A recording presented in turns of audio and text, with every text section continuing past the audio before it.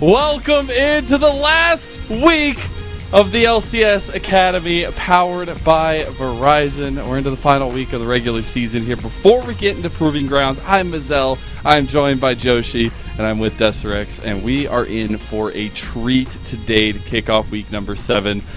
Just off the bat, I'm really excited to be here with you guys. I don't know if you guys have any thoughts, especially like how teams are looking, what expectations are going into this last week. Joshi, let's start with you.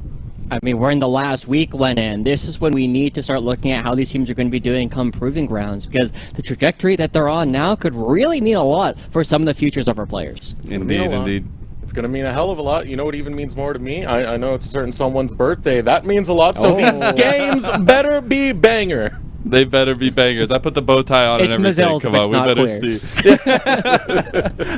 Apparently, there's a lot of other birthdays around this time too. But anyways, we got to get to a bit of an update here, as we did have the Champs Q finale. At least the leaderboard came through for the split, and Joshi, a known name there at the top. Number 1, Copy from Cloud9 Academy. Second, Immortals Academy with Arrow. Yeah, Golden Gardens, they got Concept also in the top 10, but Copy in particular, right, he made a late season run. He was not particularly high on our leaderboard throughout most of this Champions Q season, but I think he said he made it with like a 71% win rate across all of the games that he was playing in Champions Q. That's astounding. That's insane. That is really impressive to be coming out from Copy, who, let's be real, didn't have the greatest first half to split, but he's turning it around when it matters.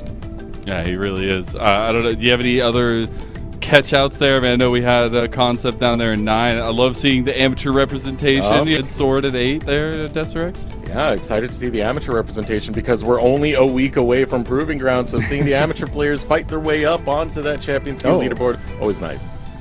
Also, there's a very small inaccuracy on there. I think this is already allowed to be talked about, but our number 4, no longer Dignitas.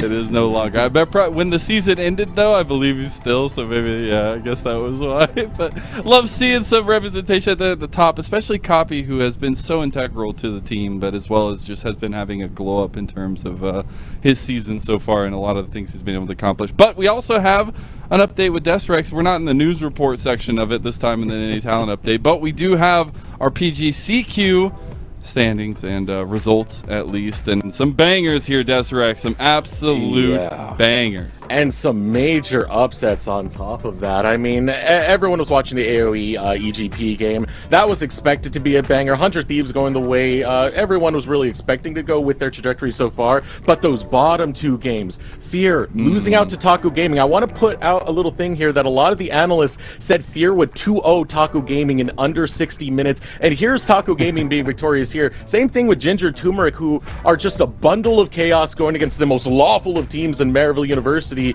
and they get the upset over there, sending Maryville to the gulag, having to do that play-ins once again like they did in spring. It was a wild day yesterday for the PGCQ.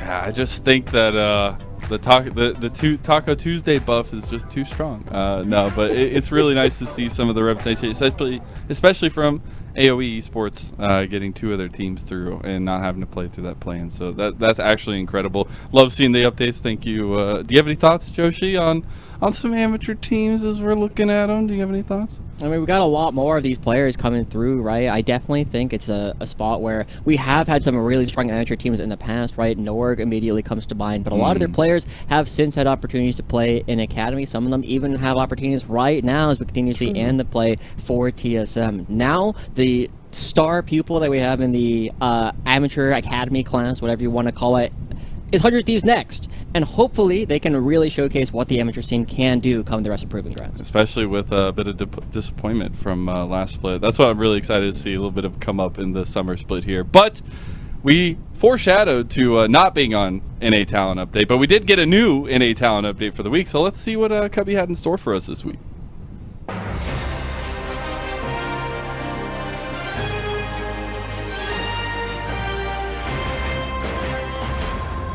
Hello and welcome to the NA Talent Update.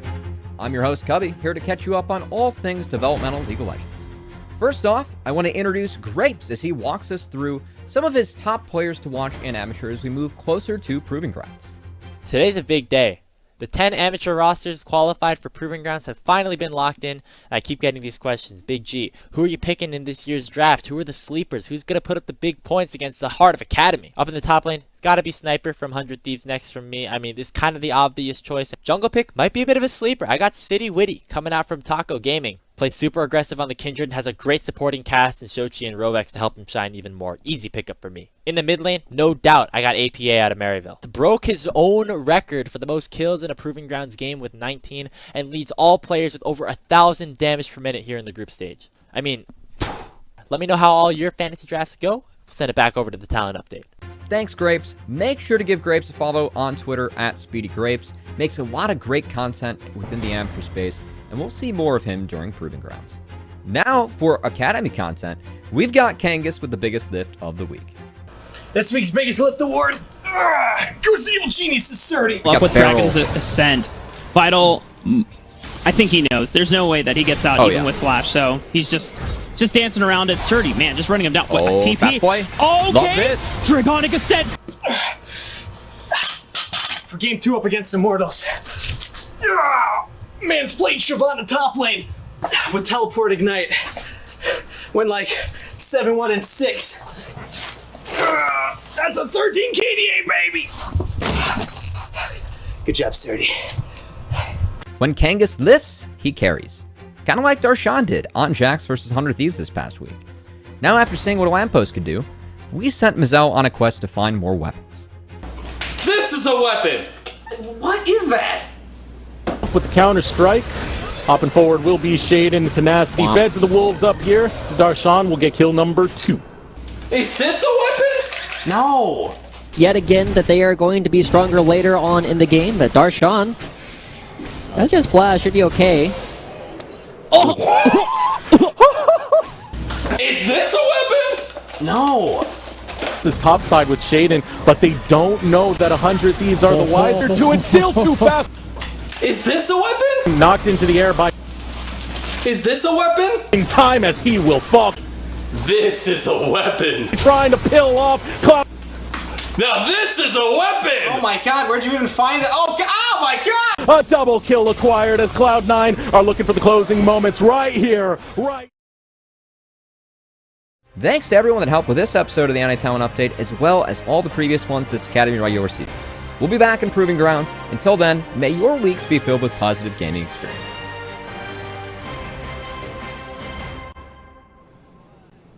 Thank you for the talent update there.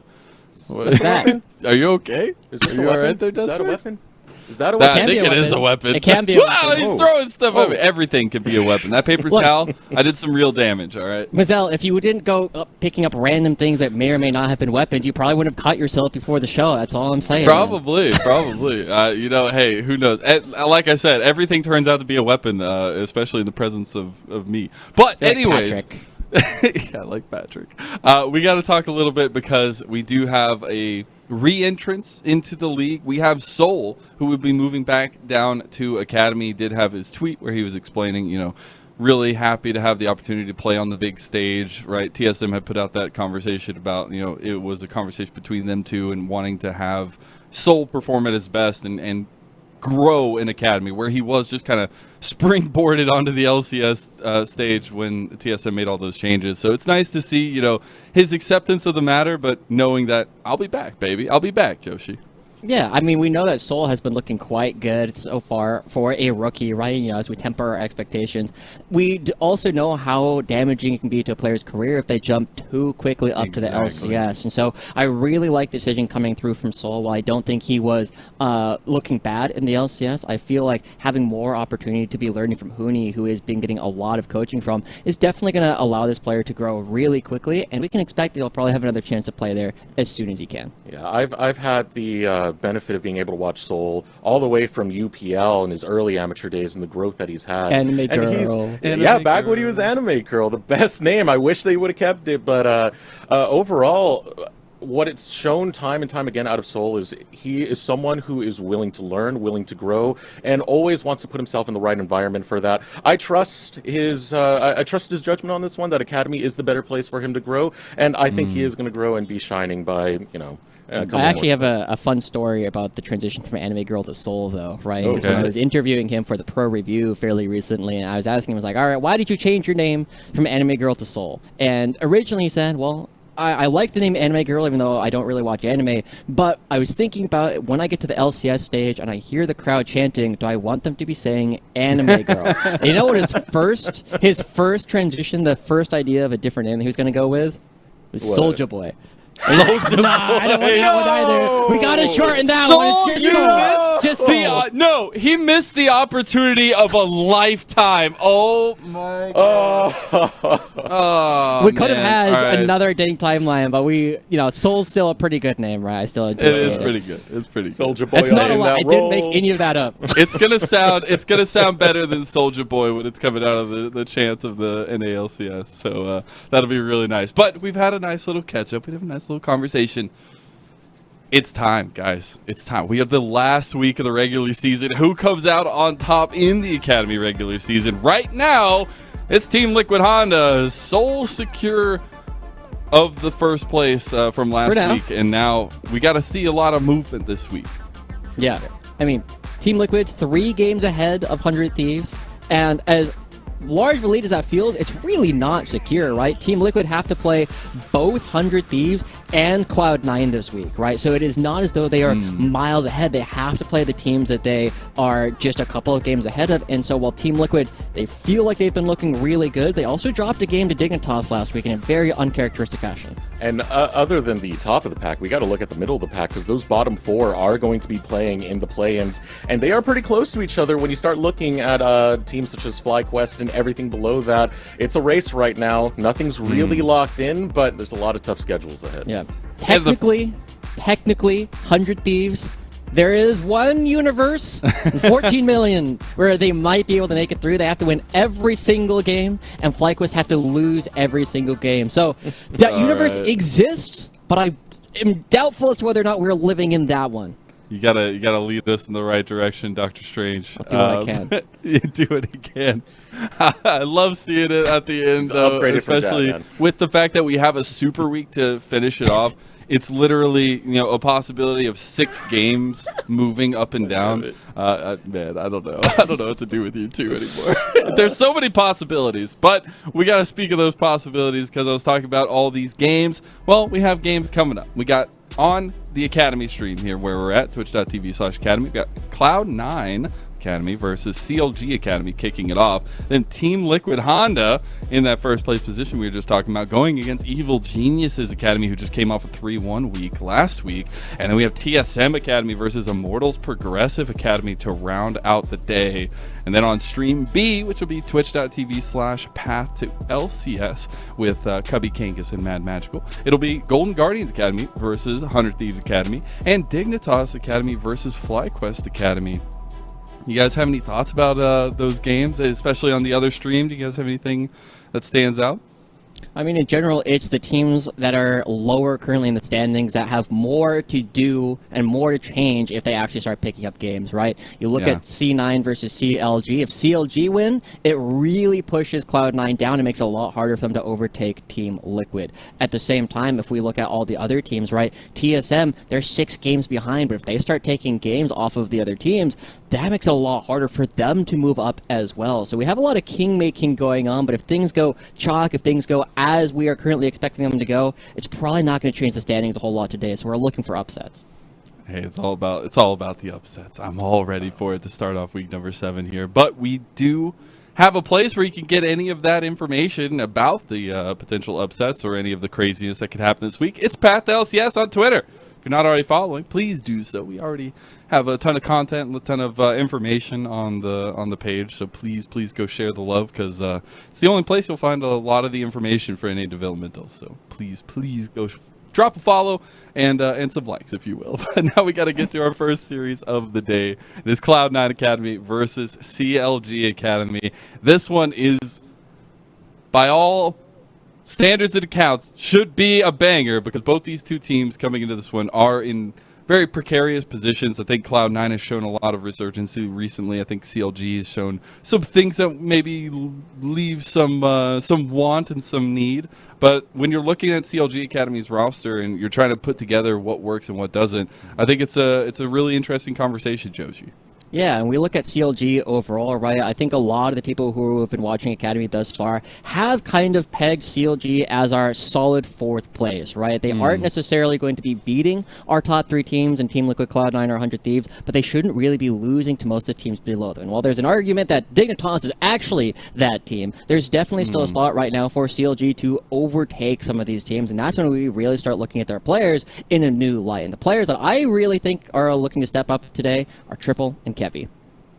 Yeah, I think the two of them, especially the synergy, and I got to do a house tour with the CLG Academy squad, and they talked a lot about Triple being a very integral piece to Kevy's transition to NA, and especially the communication, knowing the structure of things. It's so important, and I want to see some of that synergy play off in the game. I think we have seen some of that occasionally, but with mid-jungle duo being so important, it increases that so much more. And Desrex, we got to look at their next opponents, right? We talked about it already. We have 6 games possibly for these teams to move up or down in the standings this week in 3 days' time, and we look at the competition that they have ahead of us. And I mean, we're looking at Counterlogic Gaming right now. It is a schedule that should give them a pretty strong boost right here, and they're going to need it. As we said, they're a team that is trying to fight into that top contendership. Not exactly there right now. We need those step-ups that we need earlier, but this is a good schedule to at least get you onto that route. Yeah, I think so. Joshi, you have any thoughts about the upcoming schedule for them? You think that late game FlyQuest difficulty? I talked a little bit to Swiper, the coach for Golden Guardians, who has been helping out a bit with their Golden Guardians Academy roster recently, and he's very confident in Leader's ability to lead the team and actually have an opportunity to turn things around. But until we see it happen, I'm not convinced just quite yet. I feel like today is going to be the hardest match that we have coming out for CLG, and going up against the rest of the week, we should expect them to take at least 3, if not 4, of the rest of the games. Yeah, it should be very, very close. I think obviously we already talked about him a lot, but I think a more dive into the player would be into Kevy for this matchup, and seeing how he's working with the team, how a little bit more time has come to build those synergies I was talking about earlier, Joshi. Yeah, and Kevy is definitely a player that, as we look at him, we've actually been, rather pleased with his ability to read map states, right? He's typically been in good places a lot of the time. However, we aren't necessarily seeing him take the same kind of initiative here in North America as we did in the LCO, right? When he's in the LCO, he was playing these carry champions. He was playing the Graves, the Evelyn, things that are going to be getting these huge leads and carrying all by themselves. But here, he's playing a much more supportive role. And while that is potentially exactly what CLG needs, because you already have strong carries elsewhere, it's not necessarily allowing him to shine quite as bright as we were hoping the start to be. But that's where my worries come in. I'm hoping Kevy is not falling into just Wukong abuse, kind of being stuck there. As you said, Joshi, I want to see more of him. The Graves is one that pops out a lot. In the LCO, he went on a tear with that. He was undefeated all the way until MSI. He's taking some steps already with the Diana and Lilia that we saw last week, but we got to see more. I was hoping we were going to get another Malice situation where people were just... And we have seen the bans forced, right, by Kevy, against Kevy at least. But I was hoping we were going to get, like, full-on tempo gaming, like, see what happens when he gets these crazy picks. But we haven't gotten to that because he hasn't been allowed to. But on the other side, I don't think he'll be allowed to because Cloud9 themselves have been pretty precise in their prep. But also, looking at this team itself, we've seen some pop-offs from pretty much every single person on this team. It is a difficult task when you're looking at CLG Academy to find the cracks in the armor here, Joshi. Yeah, and it's definitely a spot where, again, I kind of go back. I had my short list for people I thought might be our most valuable prospect. Destiny chirped back, like, where are all the Cloud9 players? Yeah. And as I start looking at it, right, we are seeing opportunities for their players to kind of pop off. And in general, I've been seeing that they had kind of okay first half of split, but they're really starting to have a bit more success recently, right? They went 1-1 up against 100 Thieves, but it was a scrappy 1-1. It felt as though 100 Thieves were in control for most of the game, and Cloud9 were one of the few teams able to just out-mechanics 100 Thieves, and so that's the thing that I think might be their X factor, because it wasn't their planning last week. Yeah, I definitely think the mechanics that we're seeing, especially when we were talking a little bit about copy earlier too, is super important. But you also look at their upcoming opponents, and especially what they have to find the wins to try to win out the season, or not win out the season, but at least try to get up there in those standings. And it's a pretty tall task, I would say, in its own right? You're facing CLG Academy today, which we've talked about a little bit being back and forth, maybe some volatility. Team Liquid Honda right there and around the corner, and then Evil Geniuses Academy, who have been volatile in their own right, but they've channeled it somehow to finish out the split here, Deserex. And I think this makes a really competitive matchup for third place. Both of these teams really want that right now. CLG just kind of slipped out of third place with last week, and it's kind of funny that they're contesting the third place team with Cloud9 right now, but both of these teams have schedules where they can realistically get that, but they got to perform. Yeah. Cloud9 has such a tough matchup spread, right? You have CLG today, you have Team Liquid tomorrow, and Evil Geniuses, while I still feel like Cloud9 are going to be favored there, Evil Geniuses have been doing quite a bit better in recent weeks. So Cloud9, well, they're only 3 games behind, they are 4 games currently behind Team Liquid.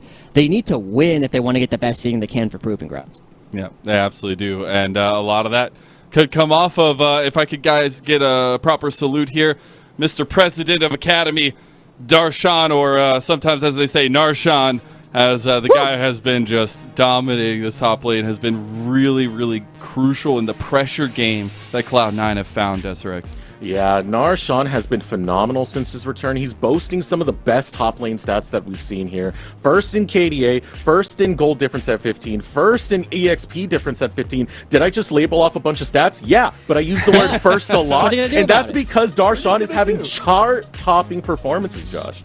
Yeah, he's incredibly consistent. That's the thing that has kind of separated him from a lot of the other top laners, even though Dokla still has Darshan listed as a tier 2 top laner, right? Not necessarily going to be the best players according to Dokla, but we still see, it feels like Darshan doesn't really have bad games. The only question is going to be, does he have the pop-off performances like he did going up against teams like TSM, teams like 100 Thieves, where he can just find his way into the backline and really punish some mispositioning from their players. The Nars, man. The Nars. It's not just the Nars, though. It's not. It's a lot. But he has twice as many NAR games in his career than literally anything else. Yeah, but you look at like competitive sphere and you see why Nar is picked so heavily in all the major regions. And because he's cute. It's because he's cute. Absolutely, that's absolutely it. But for me, there's a spotlight that I don't think anybody can hide from, and it's because of some of the aggressive tendencies in our mid lane. It is Copy versus Triple, and I think both these guys very outspoken when you do actually get to talk to them. And I think both of them have shown that they're willing to go ham in the right moments, but also some of the wrong moments, Joshi. Yeah, they've both been very volatile, and the thing that I've always looked at with Triple is you always know he's in the game, but sometimes he doesn't necessarily get all the way there. But when he does, when you see Triple on this year, when he has moments for these good games, he becomes an absolute monster that allows CLG to kind of win from positions where it feels like they shouldn't. And on the other side of the map with Copy, you've always needed some relation with Shading. You've always needed some relation with the team. Copy's not the most self-sufficient, but when he is with his team play, that is when we see him as a star. Now, when it comes to this matchup, I'm very interested in how it's going to play out, right? Because Triple, he was fantastic in the earlier weeks of CLG, right? He was crucial in the win versus Team Liquid with Stalia. Week 2, he outlaned Living Daylights out of Insanity, but ever since then, it's only been performances against low-end teams. He's only had those highlight reels there. I think Copy has a clear weakness in his laning. I would like to see Triple exploit that and step up for CLG, but if it's not going to be exploited, it gives Copy a big fight in this matchup. That's what I want to see. I want to see the fight. I want to see the cool picks. I want to see the spice come out of the mid lane, and I really want to see them go at it. A lot of the, things that we'll see from mid lane will depend on the strategies we see today, and that's where I want to hone in on the crucial part to that. And we talked about Kevy earlier for CLG Academy, but Shaden himself has been really a nice, not surprise, I don't think it's a surprise necessarily, because we were watching this guy kind of come up, but it's been really nice to see how he's been working with Cloud9 Academy, and especially with Copy, who we put such a big highlight on, Joshi. Yeah, and I feel like Shaden is one of these interesting players, right, that I feel has caused a little bit of disagreement and debate amongst the people who have been watching him, right? Players, or not players, but people like Cubby and Kelsey are both very convinced that Shaden is going to be incredibly good. I'm not seeing it just quite yet, right? One of the things that we do see is when Shaden is at his best, he looks like a monster, right? He totally controls, and he's a big reason why Darshan has these insane stats, is because Shaden just comes up top lane, dives multiple times, pushes people off the wave so that they can't farm against him. But when Shaden's not having his good games, where is he, right? He just doesn't show up a lot of the time. And so that's always the question that we're going to be paying attention to, is will Kevy be able to control Shaden with all the experience that Kevy was able to build up in the LCO?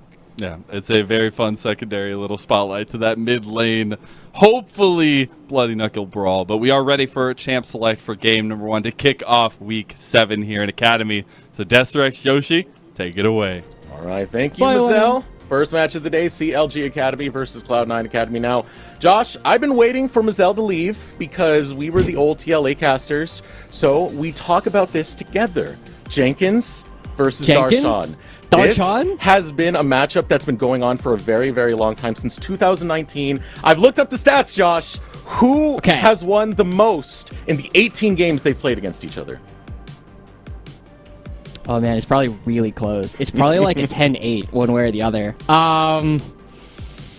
I feel as though Cloud9 was better for longer, and so I'm going to have to guess Darshan. 9-9 apiece. 9-9, dang! They are tied, man. So it makes this matchup even that more spicier, man. It makes it that much more spicy. I used proper grammar that time. Okay, let me hit you with one more before the bans are done. Right, who's won more series? Between them, and they're 9-9? Yeah. Are they also tied there? They are. Okay. Yeah, 1-1 apiece. Jenkins getting the better back when he was on Team Liquid Academy. Darshan during the LCS lock-in. So as we get into the champion select now, Cloud9's first pick is going to be straight over to that Poppy. Yeah, going to be going over to Shaden as well. This has been a very strong pick kind of across the board recently. Almost everybody has been willing to kind of pick it up and experiment with it a little bit, but the Gnar is taken away. I know we were talking about this earlier, Eric, right? Like, what if you could pick your players after you got your champions? You just have Gnar being played by Darshan on every single team, every single time. And there's not a whole lot of things that are super surprising coming out from the bans already from either side, right? This is a pretty stock standard draft from both of these teams, as Shaden has definitely been playing the Poppy quite a bit more recently. Now, something that's interesting to me when I was looking over some of the stats between these two teams is CLG is actually the slowest average game time when it comes to all the other teams in the Academy. Guess who's the fastest? It's Cloud9. Cloud9 is usually pushing the tempo around early mid-game spikes off of Shaden, who's done a lot of power farming. Might be playing the Poppy into this one. The Poppy still is flexible, most likely will go into the jungle. But that's something to keep in mind, that Cloud9 like to press that gas pedal. They really do. And that's the thing that we always look at, right? That's when Cloud9 look their best. Just Shaden, again, typically is huge in their early game leads, right? He goes top lane, he tries to help out Darshan up in the top side of the map. And now I feel like Cloud9, they have a very standard composition to kind of play around. You have this big front line, you have a lot of threats, you have ways to prevent Gnar from getting in, you can take away his ultimate, and it will allow King to really thrive, right? King is the kind of player who loves sitting back. He will always look for these big moments to jump in, and at his best, he just never gets touched. He is so good at isolating individual members who find that first kill to get those resets. And that's why this bot lane is so interesting to me. You know, you got the classic OPL bot lane. If they can draft aggressively and be self-sufficient, they can take down Meech and Breezy. But Meech and Breezy, especially Breezy, has been, Breezy more than anyone, has been performing out of his mind. Meech looking well, just being off of relation to that in the bot lane. So it is a tough matchup between these two, as the first phase of the draft does go in. We are going to have Aphelios versus Jinx to bring us back to that bot lane. Yeah. Now, something I'm a little bit curious about, right? We spent a fair amount of time talking about Kevy, but we also have to remember that their coach, Brandon Jubes Defina, was also a jungler over at Oceania for a long time. And so this is definitely a spot, right? I had a discussion with Swiper, again, Golden Guardians coach, and he has been helping out with the Golden Guardians Academy, right? There was a long time opinion that there haven't been a whole lot of particularly strong Oceanic junglers. The very few exceptions, players like Surenfire, players like Kevy, tend not to have the best international performances. And so this is kind of the opportunity, right? I know the people have looked at Kevy, and I think it was Spawn who said Kevy will be good if he has a good coach, right? Juve's had a couple weeks to work with him now. This is his time to show up and showcase that he can be as strong as he wants to be. Performances on the Viego for Kevy have not been up to snuff so far, but still going to bring that one back into the mix. Big thing right here, CLG are saving counter pick for that mid lane, that matchup that we had hyped up between Copy and Triple, and I think this is the smart play to do. I said earlier, Copy does have weaknesses in his laning phase. Can Triple exploit that with the pick right here on the counter? Yeah, I'm kind of curious to see what they end up going for, because you already know that this Syla is very unlikely to be played by Darshan. I don't know if he's played it in his career ever. He's probably played it like once or twice, but it's something that you almost definitely know is going to be going over to Copy, and picking up this Aphelios, picking up this Nautilus gives more opportunities to try and take things away. I'm expecting something fairly spicy to come out of Triple at this point, and it's the Rise. Okay, it's not historically spicy, but it is spicy right now. We're not seeing this champion played all that often, and I actually really like it. You look at the Cloud9 composition, it's very short range. The only person who can really outrange you is this Jinx, and so Triple, the one thing he needs to do, he needs to make sure he dodges out on the Yone ultimate, he needs to dodge out on the Tahm Kench Abyssal Dive, and if he does that, he should be relatively free to move around these team fights and take over the game. And I'm curious as to the last time he's played this. I know so far in summer he's yet to play it. It's not a champion he's pulled out yet. Very spicy to save this for that very last pick. So CLG Academy really drafting around to try and get Triple as much success as possible. But I'm looking at this as a whole, and there is great scaling, there is great aggression to come out of CLG's composition. Yeah, and we do look at it. He did play it 4 times over in spring when he was still with CLG, so it's not something he's unfamiliar with. You can't be a professional player and not know how to play Rise, it feels like, and he's definitely going to be trying to bring that through. And so, already we're kind of set up, right? Darshan playing the Yone does have a lot of opportunities to make these big plays, and he might be a little bit less consistent in this game than we're looking at. But the mid lane is fire. You have Rise, you have Sylas. Both these champions can really find opportunities to win big in the early game, and if either of them gets really far ahead, they can both take over the game. But the jungle matchup is what tends to shape a lot of these games for Cloud9. And in the opposite side of things, Kevy, he's going to have to step up to take on someone as aggressive as Shaden in the early to mid. So we'll see if he can handle that right now. We are ready to hit the rift. Cloud9 Academy versus CLG Academy. It's a battle for top positioning, for that top seeding as we head towards Proving Grounds. And this is it, right? This is going to be CLG's toughest series left before Proving Ground actually starts. At least that's what we're expecting based on their upcoming opponents. CLG are looking to play now, and they got to show us everything they can right here on the Rift. And Eric, it's not just the fact that it's 85 degrees in my apartment that's making me sweat a little bit, right? Looking at this team, looking at how they are actually going to play, we looked at CLG in spring, and we were looking at their ability to make these early game plans. The reason why they were our first seed going to Proving Grounds was because for the first half of the split, they were so good at making early game plans. It didn't feel like they necessarily needed to work on their individual play quite as much and had more time to start learning the macro game. But I feel as though neither of these teams have necessarily had that same kind of success, right? I looked at Cloud9 versus 100 Thieves, and it was a typical 100 Thieves game. You don't do anything from minute 15 to 25, and you just let the rest of the map just go for these big team fights. And I expected Cloud9 to be able to actually punish them in those spots. Yeah, I would argue that CLG, at least historically, had really good early game performances when they had Rosethorn. Now it's been a switch up to Kevy. Kevy is not filling that role the same way Rosethorn would, is not facilitating the same way Rosethorn would.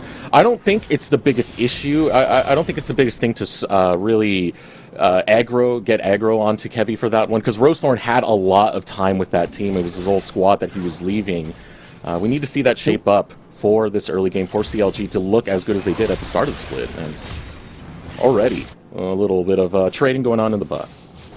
Yeah, doesn't end up missing anything for either side. But yeah, it is definitely a big difference. We aren't seeing Kevy go for the same kind of 3-camp ganks nearly as often as we were seeing Rosethorn, right? Rosethorn was absolutely wild in some of his early game pathing with his ability to run around the map, come in from weird angles. We haven't seen that quite yet from Kevy. He's much more controlled. I almost want to put him as like an Anda or Mayo category of these junglers who are trying to prevent the other side from doing anything. And with both junglers pathing from the bottom side towards the top side, Kevy's actually going to be there faster. He will have an opportunity to try and make a play on Darshan before Shaden can get there, unless Shaden skips camps. We know how volatile that top side can be. Of course, the matchup we talked about earlier, Jenkins, Darshan, 9-9 apiece in the head-to-head matchups every time that they've been on the Rift here today.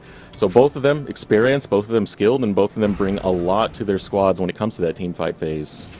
Kevy not's going to path towards that direction, looking towards the mid.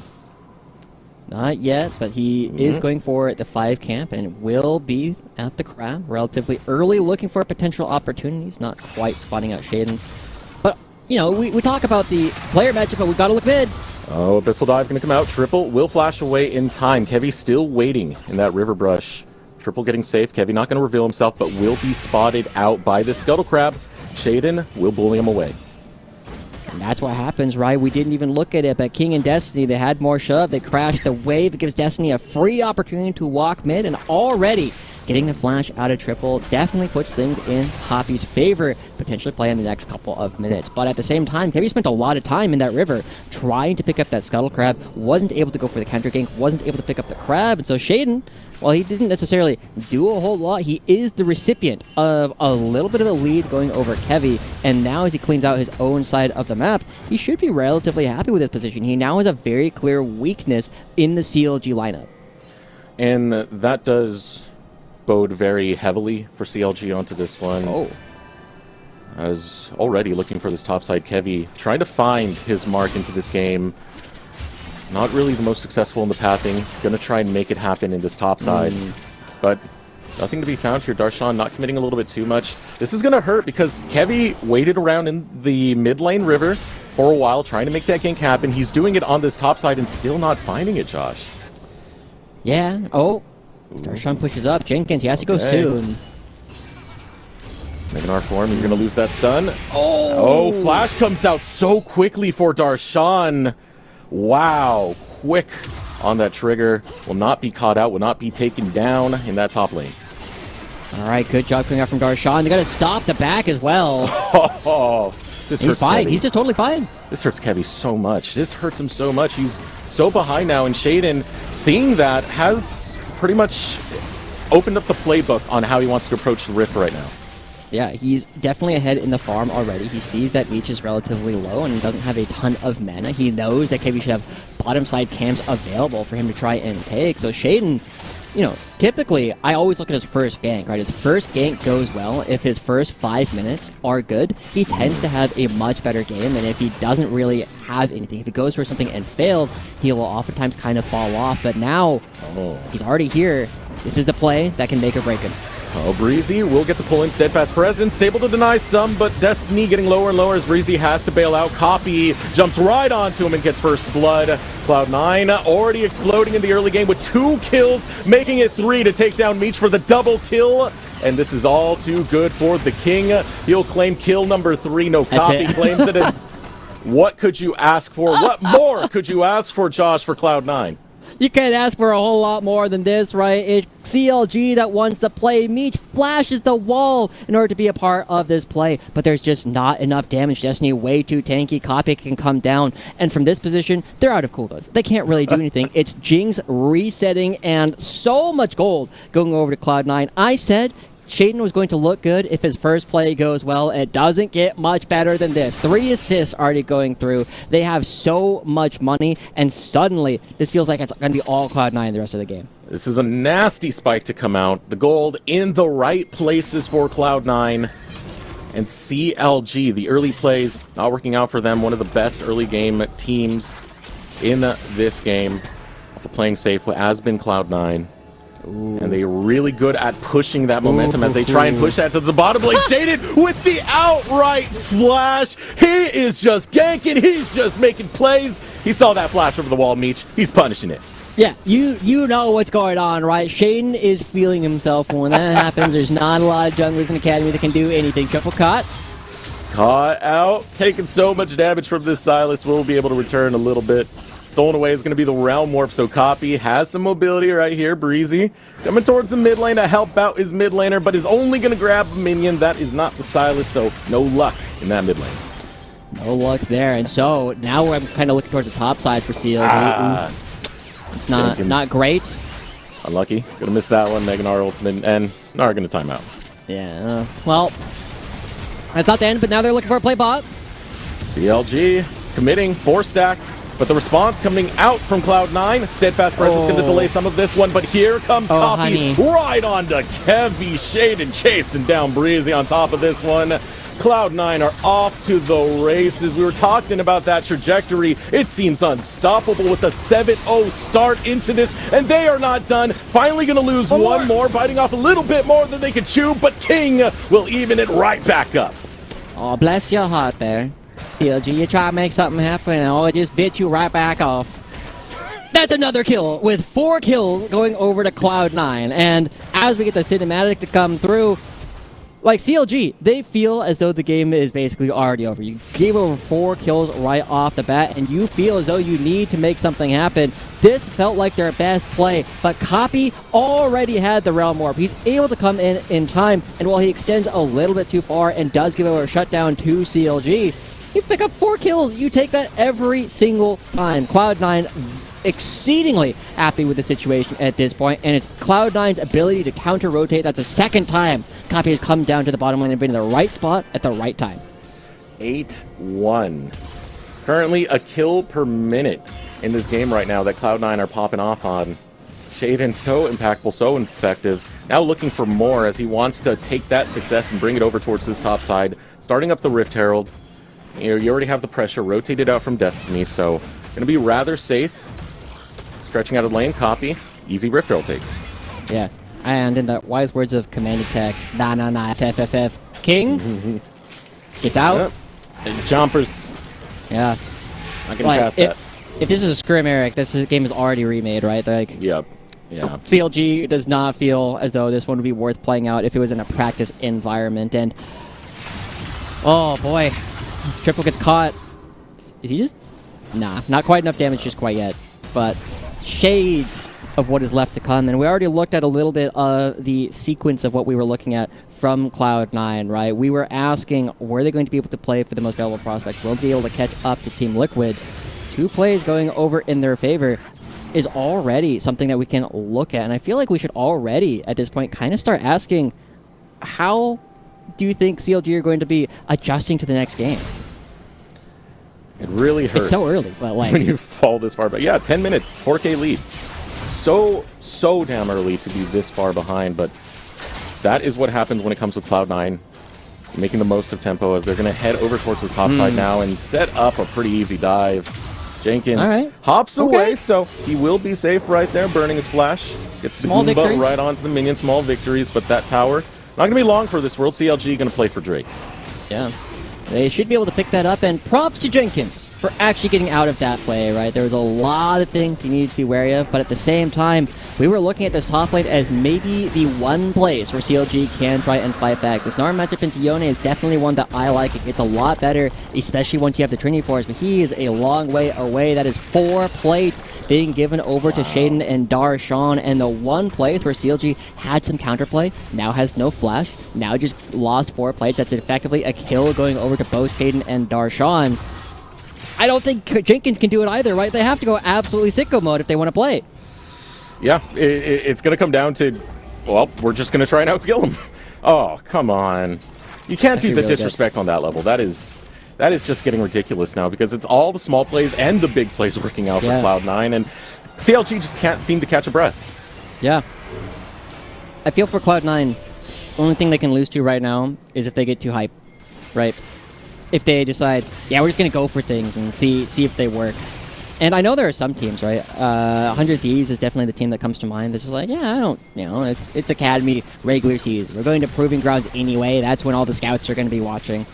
And so Cloud9, I think they care a lot more about whether or not they have those W's in the win column, about whether or not the results will actually matter. And I feel like for players like King and Destiny, you know, when the community gave them so much flack for what they actually did in LCS recently, they feel like they have a chip on their shoulder. They want to prove that they are a whole lot better. And I think they got too much flack, but they still, you know, community sentiment can do a lot to how players are feeling about themselves. King is playing with purpose right now. A lot of these bot lanes he's been taking down.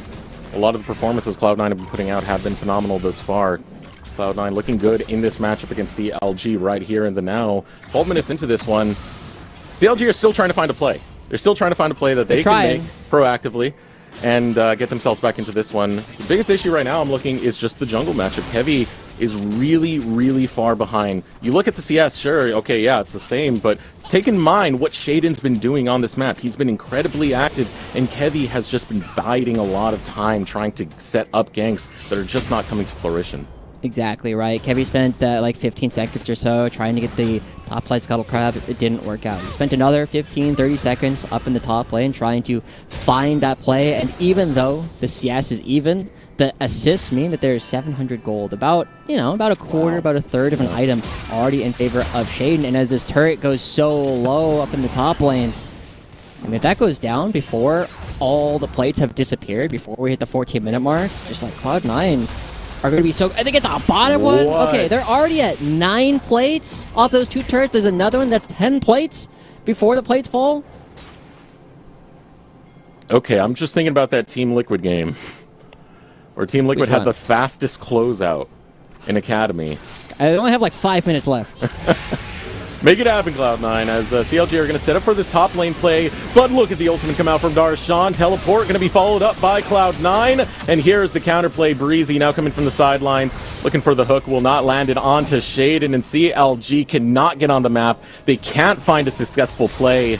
Stifled at every single angle and losing out in every single fight. Cloud9 will continue to pick up 2, now going for 3 as King with the rockets onto the tower, gets excited again and pumps it right onto Jenkins, but they want Breezy as well. Breezy underneath the tower says, all right, bye-bye, I'm out of there, but Cloud9 a big, big win on that top side. CLG, it is to the grave.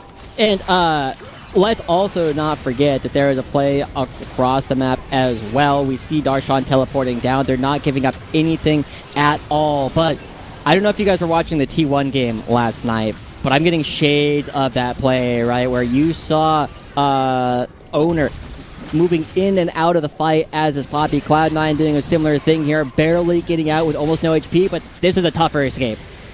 Oh, Shaden Destiny King. Gonna have to make the defense of a lifetime. Let's see if they choose to fight this one out. It's 5 members of CLG that you're trying to escape from. Devour already going to come out from King. They will sacrifice Shaden to try and keep King alive. Destiny really holding this line with the slows.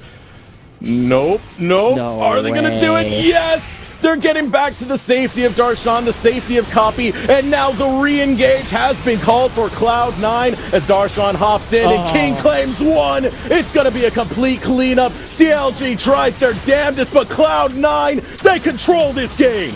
That's a copy shot right there. He comes in, he's got that Gnar ultimate, catches everybody 8, 1, and 6. And Cloud9, even in a desperate position, are able to get everyone but Shaden out of this play. They got to protect the shutdown, right? They got to make sure King doesn't die here. And so you eat him up, you get him away from everybody else. But meanwhile, the rest of the map is already collapsing. Even though this is a 4v5 where Destiny's on a 3rd HP, because CLG aren't all committed, because they walk into this choke point, all the damage comes in all at once. You can hit multiple members all at the same time. And Cloud9, there's no way they lose this kind of fight. CLG, I respect the attempt. But, you know, at this point, you're just trying to see if you can find a kill onto everybody, right? You can get Destiny, you can get King, you can get Darshan. That's all that they can try and do, right? They got to try and make this as close as possible. If you get at least a kill into everybody, then you can say that nobody has a perfect KDA, right? It's a morale boost for them at most. Cloud9, dominance. Dominance is all you can really say about this one. I've never seen CLG be manhandled this split in this way thus far. Yeah, it's a dominating good money for me. that, you know? Yeah, yeah, thank you, Josh. I'm pretty sure you do. I don't pay. Uh-huh. But all right, you got your moment, Josh. You got your moment. There you go. Also, as production does call out, there was a dragon picked up by Cloud9 during the replay, so, you know, CLG doesn't have a win condition on the soul as Darshan should ult away. Has flash. Jenkins fighting this out. Teleport's going to come in. Both mid laners showing up in this top side.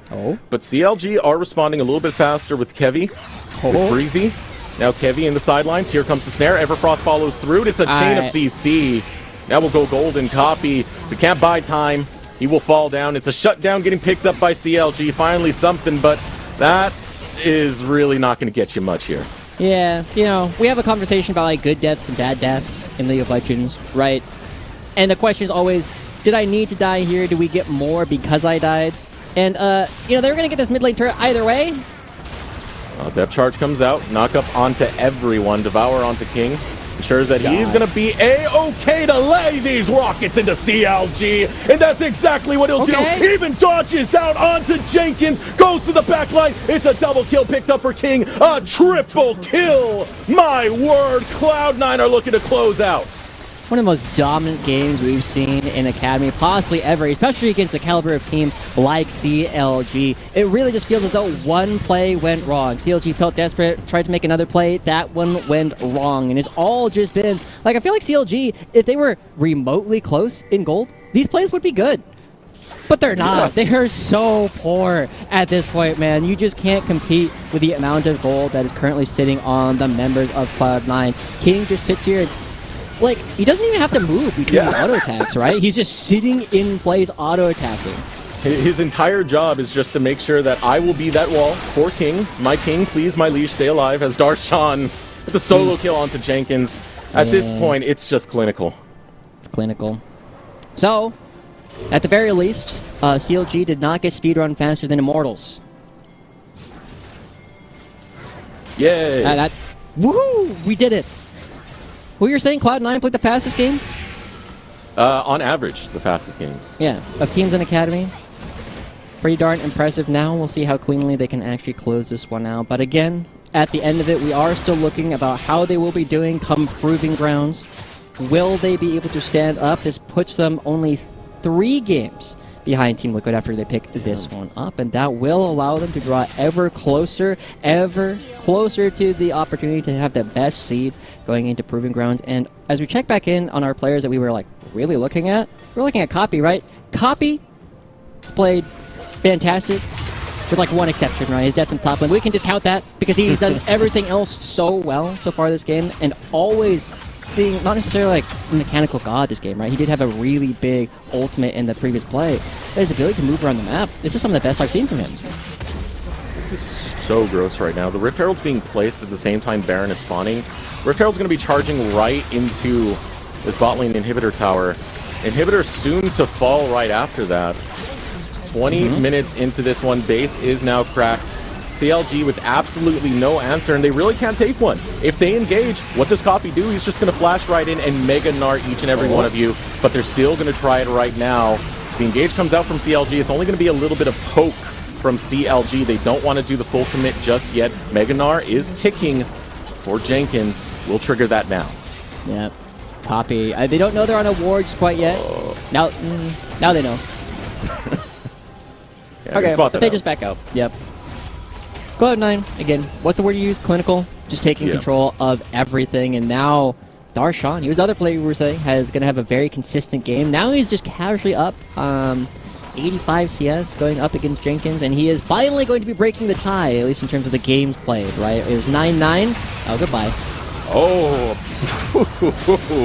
Yeah. There's not much to say about that. That was just... There's dead. Game 2, anyone? Spooky. Out of bush. Jump scare. Yeah. I thought that was Garen's job, but at the end of it doesn't matter a whole lot. Cloud9 are going to be taking this 18,000 gold lead at 21 minutes. One of the largest gold leads I have ever seen. And so for CLG, I do like the fact that they were trying things throughout the entire game, but one of the dangers that we always have is, will they be able to bounce back from that in the second game? Some teams come back with a vengeance, some teams come back with a whimper. CLG, they gotta see if they can find another game. 21-minute game. Now hitting that 22-minute part. Coming out from Cloud9 Academy. Final second comes in. Still looking for the return, and it will be a 22-minute game. So fast, so dominant out of Cloud9. Starting off early. A lot of heat into that one. And I want to point to where this started to go wrong, right? It felt like it was the jungle match. It felt like Shaden just outclassed Kevy. Yeah, and I feel as though, Shaden didn't do a whole lot at the beginning of the game, right? He just went around, he farmed his camps. Kibby spent a lot of time trying to get the Scuttle Crab. He spent a lot of time going for the top lane gank, and then they committed to actually try and prevent Cloud9 from getting the dragon. And he just lost so much time off of that, and the dragon play ended up going so poorly that there wasn't really a whole lot of opportunities to recover from it. And Copy, again, he comes down for the first play of the dragon, he gets the flank, he gets into the back line of CLG. When there's another play bottom line, CLG are just going too far forward. They don't respect the Realm Warp coming in from Copy as well that he had stolen from Triple previously, finds another way back into the back line. So Copy really turned around some of these big plays, and Shaden was one of the big benefactors. So, final week, Cloud9 really making that run to start us off in day number 1. We are going to throw it over to a short break when we return. Mazel will have our halftime show, so be sure to stay tuned.